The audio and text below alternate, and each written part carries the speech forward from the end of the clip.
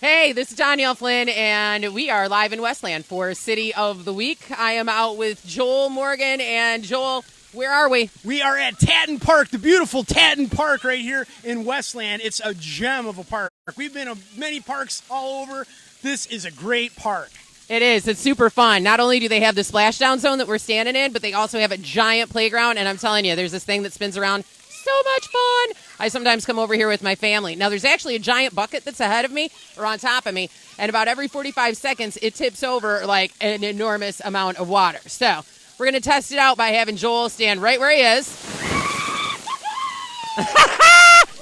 Well, the test has been confirmed. That definitely worked. Oh, my God. So I'm keeping the equipment dry in case you're wondering why I've got on all of this.